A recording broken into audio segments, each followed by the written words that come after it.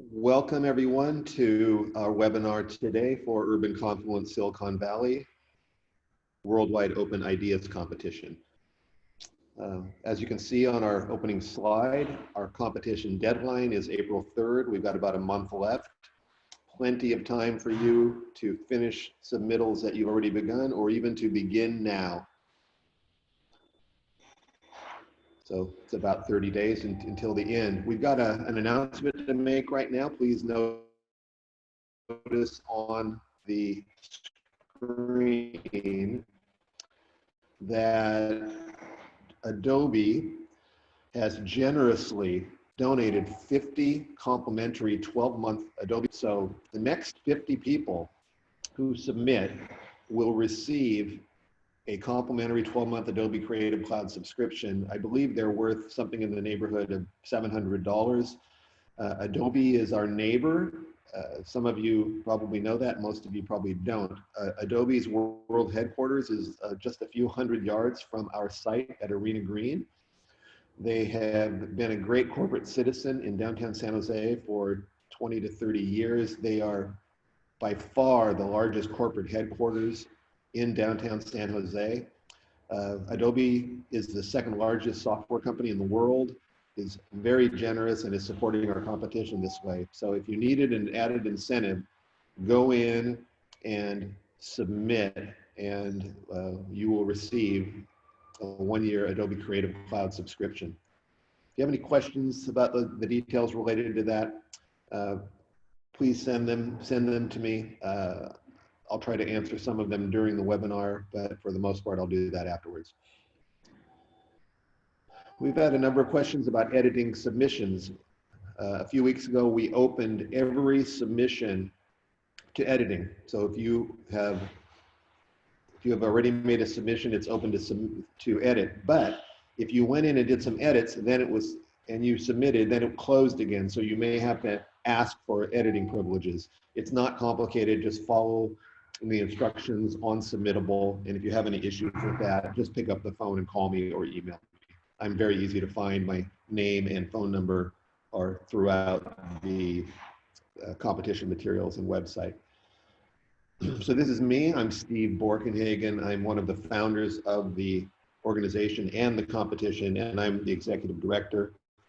I have an assistant, Denise Franklin, but the vast majority of work on our competition is done by an incredible group of volunteers led by our board members, John Ball and Christine Davis. They both care deeply about our community. They put in literally thousands of volunteer hours. And we are doing something that we think is very important in giving a beautiful gift to the world.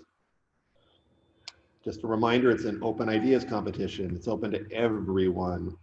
We made the submission requirements simple enough that anyone can do a submittal. Some important dates I already mentioned: Friday, April 3rd, 11 p.m. Pacific Daylight Time is the deadline. And then the community competition panel of approximately 30 people will recommend 50 ideas, up to 50 ideas, to the jury.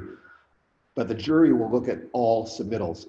So regardless of whether your submission is recommended by the community panel, the jurors will still see it. Very important. Jurors will see all submittals.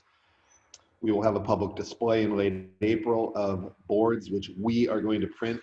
All of your work is done electronically. The only printing that will be done is by us. That is the competition. The jury will choose 3 finalists on May 4th and May 5th. And then we will go into what we call phase 2, which will be lots of deep work with those 3 finalists. And then finally, the jury will reconvene later in the summer and choose a winner. Remember that this is all digital. Again, you don't want to submit any paper to us whatsoever. The narratives must be in English. You must use the imperial system of measurement, not the metric system. Submissions must not include anything that identifies you, so be really careful not to violate the anonymity of your submission. Be very careful. We will be, another announcement for me to make today is that we will be quality checking any submittal that we receive by March 27th. So if you can get your submission to us about a week early, we will go through it as a courtesy to you, excuse me, and make sure that you haven't inadvertently broken any of these rules. We are not trying to eliminate anyone. We're here to help you make sure your submission satisfies all the requirements. So please try to submit early by the 27th to avoid a mad dash at the finish line, which will be on March 3rd. So again, you don't, the deadline is still April 3rd, but if you could submit a little bit early, it'll give us some time to help you. And then if you have made some slight errors, we'll tell you and you'll be able to slightly modify your submittal. Late submissions will not be accepted, so you must be on time. You can submit as many times as you want, but only once per email address. And of course, keep a copy of all of your work. So during this phase, when we've gotten past April 3rd, we will display all submissions for the world to see. They'll all be anonymous. Only a number will identify them. The community competition panel then will review and recommend up to 50 entries to the jury.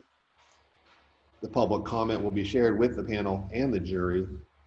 And by submitting, you agree to allow us to display your submission both online and on printed boards if you're one of those 50 recommended by the community competition panel.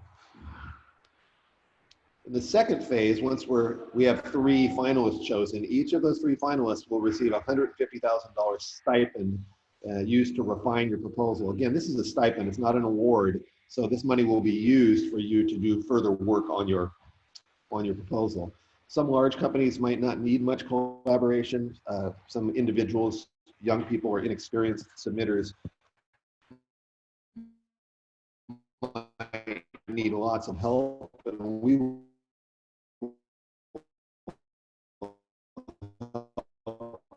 do with that. We know people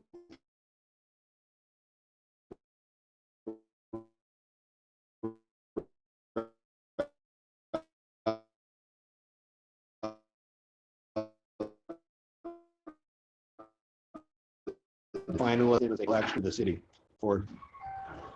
We've got a first-rate jury of local, national, and international people. You can see that on our website. We are confident that these people are incredibly sophisticated and will be able to understand anything, including the most subtle aspects of any of your submissions.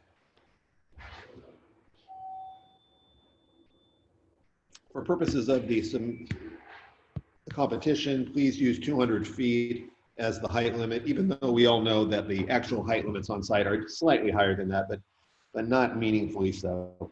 And if there is something about the height that's critical to be 203 feet or 6 feet or something like that, just put that in your narrative, but only use 200 feet for purposes of your design presentation board. If you haven't already done so, creating an account is incredibly simple. Just go onto our website and register to submit. Submittable is pretty intuitive. The forms that are in there are self-explanatory. If you get there and you have any trouble, just call me or email me. Also, tomorrow we will be posting a tutorial video that my assistant Denise Franklin created that will walk you through it. So if you wait until tomorrow, you'll be able to do that if you haven't already submitted. But again, it's very simple. The most important tab on the website is resources for submitters. There are all kinds of reports, studies, and things that are absolutely necessary to your work. Notice the required resources for submitters, very important. You must look at those. At some point, you'll sign a document that says that you've done that. We've gotten some great media coverage, including being named as one of Bustler's top 10 competitions for 2019.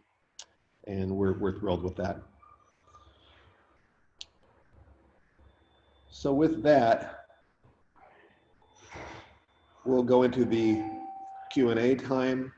Please notice you've got a button to send us questions and comments, and I'll go through them now.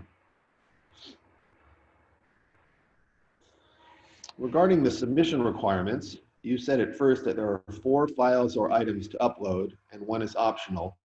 And you said that the official site image must be in the presentation board. However, when scrolling down to see the official site image, it actually asks to upload this image with the project on it. So I'm not clear how to do this. So you download the sitemap image and place your project on that so that we and the jury can understand the relationship between your design and the site. So after you've done that, then you would in turn upload that in its finished version, and you would also copy that onto your design presentation board. So again, the number of components here is pretty simple. There's the design board. There is a project statement of approximately 400 words, a project summary of approximately 100 words, and an optional video. The technical requirements related to the video are on the website. Again, the video is optional. And then you use the sitemap image to show the jury presentation board how the site relates to your design. If I still haven't been clear, feel free to call me later or send me a follow-up email to this. What company or who is funding this? We are a private 501c3 nonprofit, $1.5 million to date. We are having some large fundraisers. We're going to raise another $1 million or so this year that will get us through the pre-construction phase. And then we will be in a capital campaign with many of the most important people in entities and foundations in San Jose and Silicon Valley. And we'll raise however much money it takes to get to the finish line. I remind you, we are looking for a spectacular world-class design. Don't be shy, go large, go important. We want something that can stand next to the most beautiful public objects in the world, places like the Eiffel Tower and the Space Needle and the Statue of Liberty and such. For normal architectural competitions, we have a tradition to name the project as per our own theme. Do we need to avoid naming any of our project? Will this violate your policy on anonymity? Certainly not. You need to name your project on the submission, but don't include your name or anything that would reveal that it's you. So if your theme was world peace, you might call it the world peace sculpture or the world peace tower or something like that. But don't reveal your name or the name of your company when you're doing that.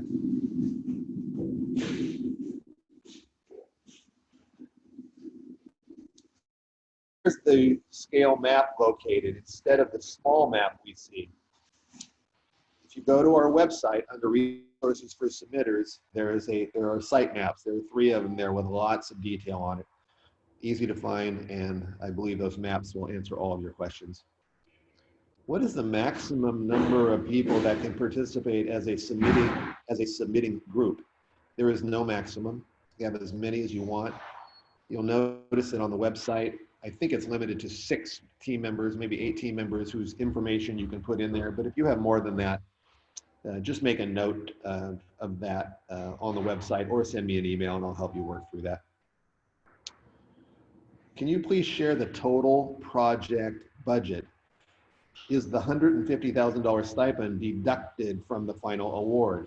A reminder, there is no final award. What the winning team will get is all of the fees associated and all of the reputation and fame associated with doing a project like this. So you will be paid as you normally would for something of this magnitude, huge fees to the winner, but the will not be deducted from the final award. Remember, the $150,000 is a stipend. It's not an award. It'll be used for you to do outreach and to get people with the skills necessary to work through phase 2. 3 arena green sitemaps have been shown by the organizers. Can any one of these sitemaps be used as the quote official sitemap on the design presentation board? And the answer is no. You go on submittable, and near the bottom of the submission page is a map image. Is very simple. It doesn't have lots of detail on it intentionally, so you can add whatever detail you'd like to it related to your project. Also, by this Friday, we will be simplifying that image and making it even better. If someone's already submitted, it is not necessary to resubmit, but it'll just be missing the copy on the perimeter of the sitemap. It'll just be a little bit more user-friendly. We will also notify anyone who's submitted, and if you do decide you'd like to redo that, you're certainly welcome to do that, but it will not be a requirement. Is there a required size in height and width for the official sitemap, that is the sitemap image, to be placed on the presentation boards? No, there is no minimum or maximum for that. But what I would suggest is that unless your sitemap image has lots of really important information that you don't use lots of space on your design presentation board for that, that would just be common sense. But it, of course, would depend on what you have on that image and whether it's critical to your communication. But you can make it as large or as small as you like.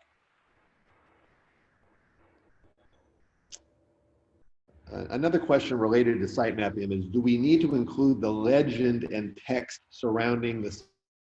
That's what I was just referring to. Again, if you can just wait 2 days, by Friday, it will be posted without that legend and text surrounding it. It'll be a much more user-friendly and simpler sitemap for you to include on your design presentation board. Next question says, if the production costs are 1 to 2 million, you will cover all of that?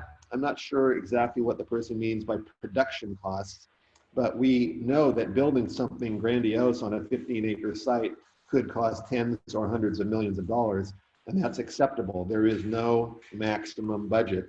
So when you're designing, don't design to a budget, because there is no budget.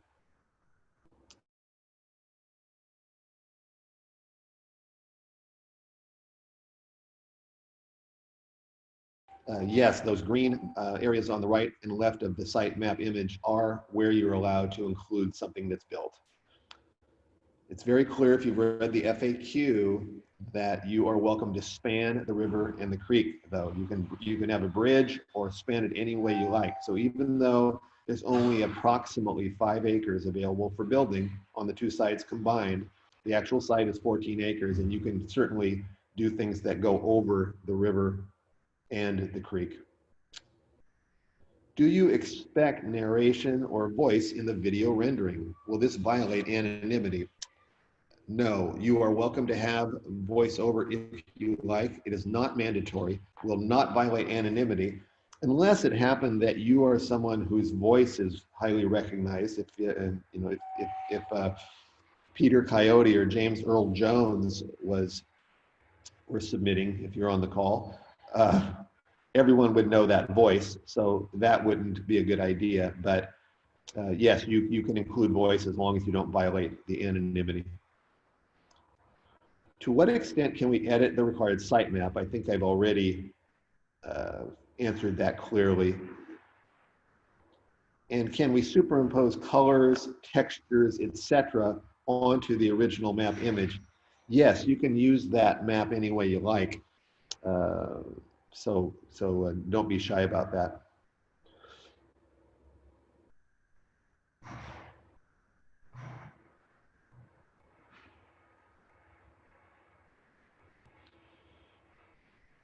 In the sitemap provided, it mentioned that some facilities can be modified or relocated on-site or off-site. If we have chosen to relocate some facilities off-site, do we have to specify where that new location is? The answer is no, certainly not.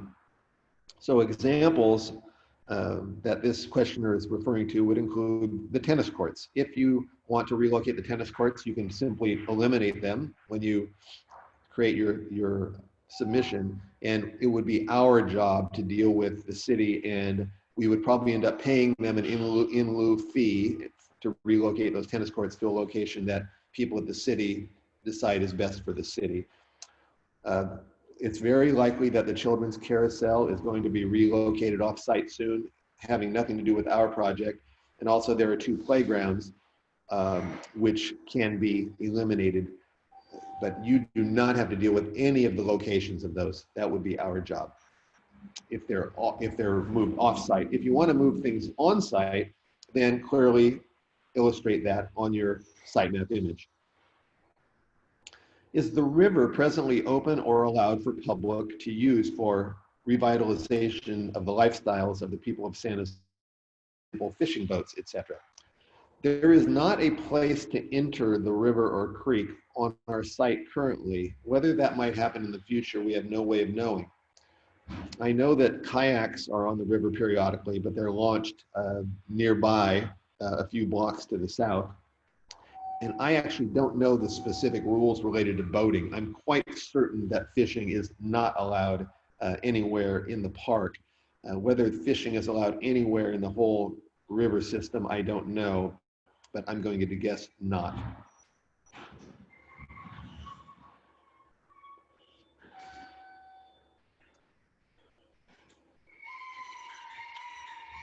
I've run out of questions for now. Anyone who has more questions, please type them in so that I can answer them.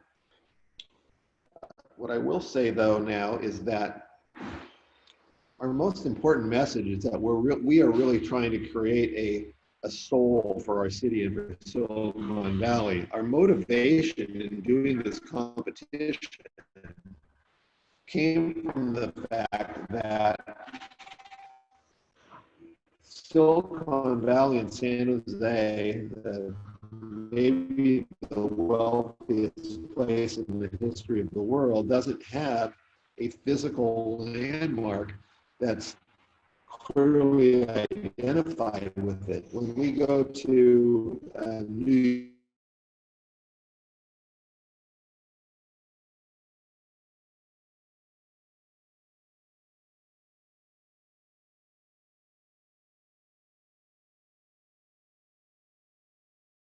spaceship, you to think really, there's a spirit thing, occupies a really important place in lives, and we're doing something that's going to make life for local people and anyone who visits much better and more profound. In the site plan, called A Weaver's Gift. Can we put our project in that area? The answer is no. It's called Confluence. It's like a slice of pizza in the center of the 2 rivers, even part of our site. And that's real clear if you look at the site map. So you can't put anything in that area. What if there are several smaller designs? Would you combine them? It's a really good question. It's possible that we're going to have compatible designs that are completely different. I would say imagine a landscape-driven design, imagine some sculptural things, and imagine some kind of a large structure. If the together would create a stronger result, then we will talk to those designers. But of course, you are the owner of your intellectual property, and you would have to approve that. So it's possible that in phase 2, we'll be talking to multiple people and creatively figuring out how to make the most spectacular urban park possible. West side and the Hawk. We were curious if it would be possible to propose that would become pedestrian. Autumn Street is not part of our project. So Autumn Street is the street that separates SAP Center, where the Sharks play hockey, with Arena Green West. So no, you should not put anything related to that in your design board. But if in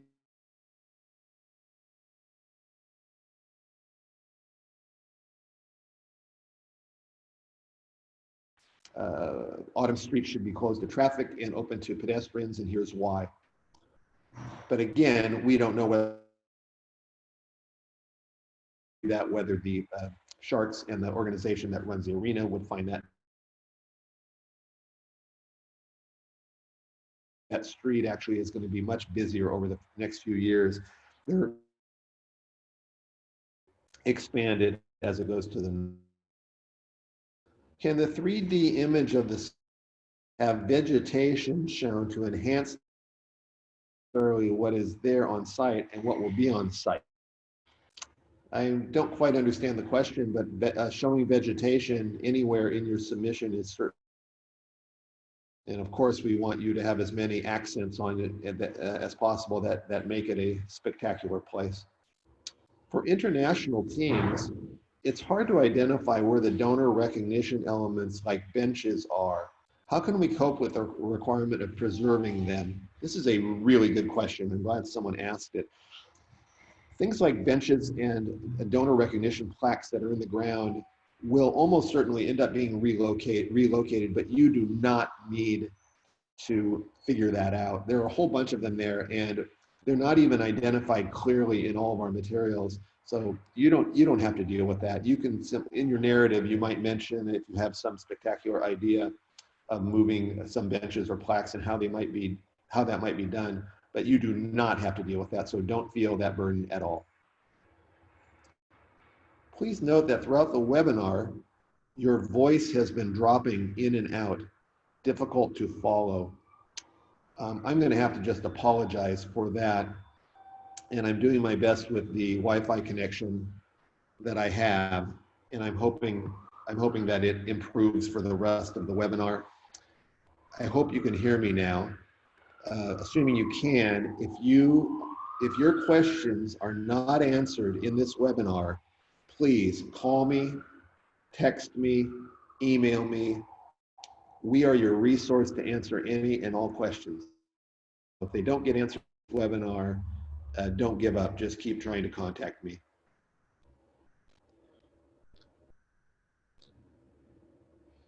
I am a bit confused about naming of files on the submission on Submittable. I actually think that is very straightforward, so ask me that later. I think most people have not had trouble with that. When you're on Submittable, the names of the files are very clear about what the rules are as to how to name them. What do the purple squares in the sitemap mean? It's not mentioned in the legend. I'm not looking at the sitemap right now, so I can't answer that. I apologize. So ask me that later if you still haven't figured that out. The tunnel under the highway on Santa Clara Street seems to be activated by an artistic installation of lighted circles, making it an easy and safe area to cross under Highway 87. We were wondering if something similar is proposed on West St. John Street at the tunnel that goes under Highway 87. If not, would not be able to mention in our proposal that we would like to have that zone developed as part of our proposal. What you're suggesting might be a great idea, but that is not part of our site, so it's really not relevant to your submission. Please provide an approximate landing of the BART rail system that falls over the design area of the competition. The BART station is going to our site. It will be right outside the door of SAP Center, so it's literally within hundreds of feet of the corner of our site. So Diridon Station, which I have not mentioned today, is going to be one of the largest multimodal terminals in the United States in a few years. Google is developing an immense project right across the street to the south. Diridon Station includes Caltrain, Amtrak, light rail. It will have a BART station. And for those of you who aren't local, BART is Bay Area Rapid Transit. That's a comprehensive system that surrounds San Francisco Bay. So from downtown, one will easily be able to get to the East Bay, Oakland, San Francisco Airport, etc. It's going to be a major improvement in our city and in urban life in the Bay Area because it's going to connect lots of cities with lots of people and lots of things to do. So the reason why that matters to us is it's going to mean that millions of people a year will be at a multimodal terminal that's literally hundreds of yards from our site. So it will help people to be able to come and visit what we build. Could the Q&A be posted later on the website for everybody to see? The Q&A will not be written, will not be in a document, but this webinar will be posted by Friday, so you'll be able to listen to the webinar after the fact. I'm not getting any more questions right now, so I'm going to prepare to stop unless I get a couple of more. I want to just remind everyone, unlike some competitions, we are here to support you. My full-time job is to support all of you submitters doing whatever will help you. If you are in San Jose and you need a site tour, I will give you a site tour.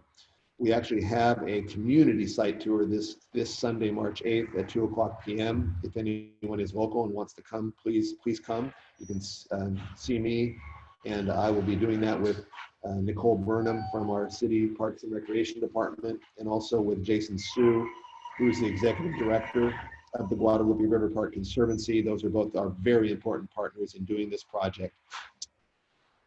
So just a reminder, call me, email me, text me. I'm really easy to find.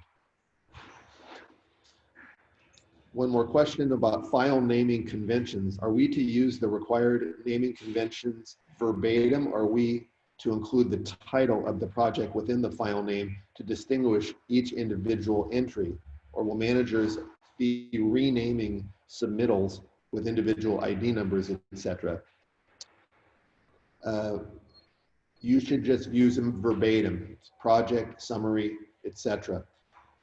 So if that's not clear, caller or questioner, please talk to me later, and I will also post that as in the FAQ.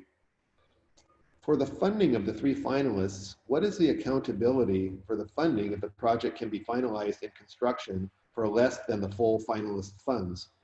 I don't quite understand the question, but the way it's going to work is we don't have a budget currently. There will be a budget developed after the winning design is chosen. So once we know how much money is needed to do it, we will raise the money to do that. So we will raise the money we need to do that. We will likely end up raising money for an endowment that will be used to operate the site and make the site better permanently for repairs and maintenance and such. But we have no way of knowing who will actually manage the site. And remember, the city will own the gift, and the city will decide who the best organization would be to run the park. Now that could be the Guadalupe River Park Conservancy, it could be the city of San Jose, they could hire us to do it, or they might hire some third party. How much detail in the design do you expect? Are technical drawings of the proposed structures expected? No, we are not expecting highly technical drawings. Mostly the architects have been very concerned about wanting to give us plans and plan sets. This is an inspirational design presentation board. Technical drawings are not important. So remember that you are trying to inspire a jury to choose your idea over hundreds, or could even be 1,000 other submittals. So it's not a technical drawing that's necessary. It's an inspirational drawing with as much detail as you think is necessary to properly communicate your idea. Can the design presentation be oriented vertical or horizontal? Yes, you'll notice that there's both a horizontal and a vertical template that you can download. And you can either use 2 verticals, 2 horizontals, or 1 of each. And then you end up copying those onto a PDF and submitting it. Will the result announcement dates be strict for the dates specified? I'm not quite sure what that means, I'm sorry. But we will follow the dates that are in the schedule online, but we still do not know when we will end up choosing the winner.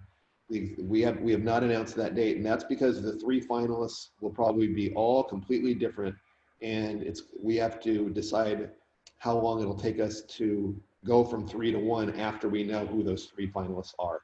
Because there's just no way for us to know the complexity of the work that needs to get done in phase 2. It's a bit challenging for international teams to learn about the usage of the current site. Would the field trip or site visit be uploaded? Yes, we've already had 3 of them. They are uploaded. You can watch them. And after watching them, if you still have questions, of course, feel free to ask me.